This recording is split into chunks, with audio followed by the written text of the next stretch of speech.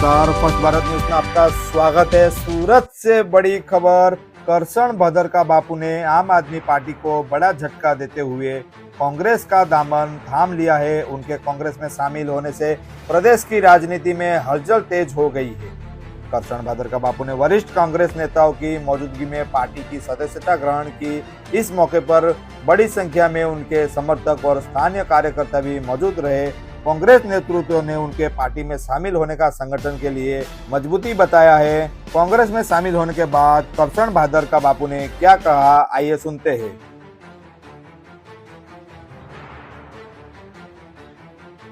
वक्रतुंड महाकाय सूर्यकोटि समप्रभ निर्विघ्नं करु देव मे सर्व कार्येषु सर्वदा। ओम नमः पार्वती पति हर हर महादेव। ટૂંકું અને ટચ કહેવું છે। આમ આદમી પાર્ટીની વાસ્તવિકતા હું જોઈને આવ્યો છું અને ભાજપની વાસ્તવિકતા દેશ અને દુનિયા જાણે છે। 2 મિનિટમાં મારે એ કહેવું છે કે તમારે ને મારે એ સંકલ્પ કરવાનો છે। આજ સુધી ભાજપે સનાતનની વાતો કરીને દેશને ગુમરાહ કર્યો। જે લોકોએ ગાયની કતલ કરીને માથે ભગવા રાખીને જે લોકોએ ગાયની કતલ કરીને માથે ભગવા રાખીને ગાયના માંસ ઉપર દાન લીધું છે એવા લોકોને ઘર ભેગા કરવા માટે આજે તમારી સાથે આવ્યો છું, કોંગ્રેસમાં આવ્યો છું। અને એ માટે બે હાથ અને ત્રીજું માથું જોડીને વિનંતી કરવી છે। આમ આદમી પાર્ટી તમે જ્યાંથી આવો છો, જે સોસાયટીમાંથી આવો છો, જે ગામમાંથી આવો છો, એને કહેજો કે ડરપોક ભાજપને કોંગ્રેસથી ડર લાગે છે। એટલા માટે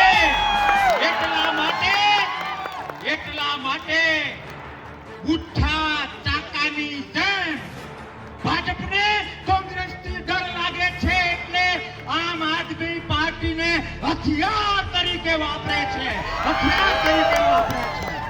હું આજે પણ આમ આદમી પાર્ટીના એક કાર્યકર્તાઓને પ્રેમ કરું છું। હું આજે પણ આમ આદમી પાર્ટીના એ નેતાઓને પ્રેમ કરું છું અને મારા પ્રેમની સાથે અપીલ કરું કે મરી જવું કુરબાન, પણ ભાજપના ચમચા બનવાનું એ આપવાળા બંધ કરો।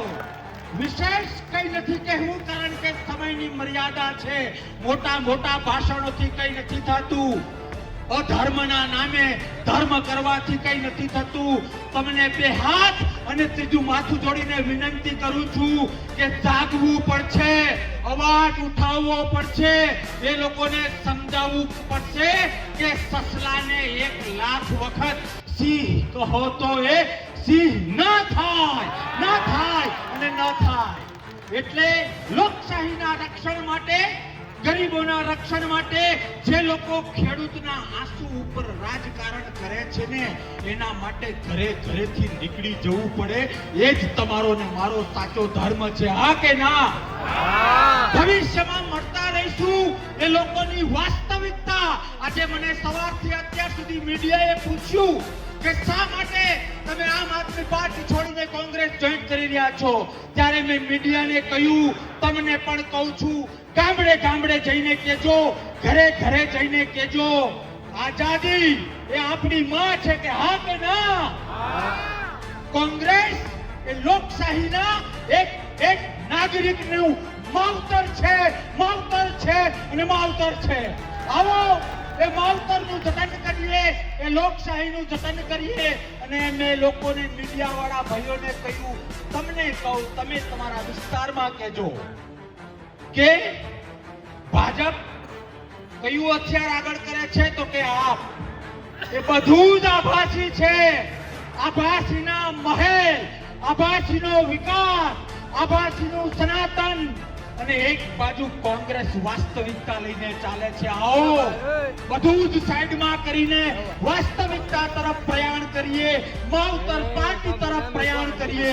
અને પહેલે દિવસે, પ્રથમ દિવસે મારી ચેલેન્જ આપીને હું મારી વાત પૂરી કરું છું. ભવિષ્યમાં જ્યારે તમે આપણી આઈડિયોલોજીને લઈને લોકશાહીના રક્ષણ માટે બોલાવશો, પડકાર કરશો, ત્યારે અડધી રાત્રે આવી જઈશું. પણ એ લોકોને ચેલેન્જ આપવાની બહુ ટેવ છે. એ લોકોને એવું છે કે અમને જ બોલતા આવડે. હવે માવતર પાર્ટીમાં બાપ આવ્યો છે. તમારામાં તાકાત હોય તો તમે કહો એ સમય, તમારામાં તાકાત હોય તો તમે કહો એ ટીવી, એ સ્થળ. આવો સનાતન શું છે, સાચો લોકશાહી પ્રેમ શું છે, સાચું નેતૃત્વ શું છે, એ પહેલા હું સમજાવું અને પછી તમે સમજાવો. એક ઇંચ જો કરશન બાપુ પાછો પડે તો સમાધિ લેવા તૈયાર છે. જો કોંગ્રેસ માટે ઘરેથી નીકળીને રાષ્ટ્રને બચાવવા માટે, લોકશાહીને બચાવવા માટે તૈયાર છો, હા કે ના? જો હા, તો જે ધર્મમાં માનતા હો, જે માલિક, જે ઈશ્વર, જે માતાજી, જે ભગવાનમાં માનતા હો, એની સાક્ષીમાં બે હાથ ઊંચા કરીને મને વચન આપો. કે હા, કોંગ્રેસ લાવીશું,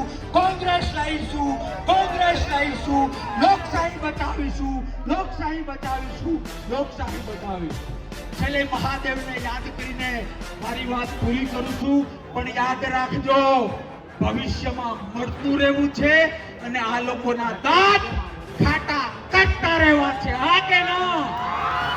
ઓમ નમઃ પાર્વતી હર હર મહાદેવ.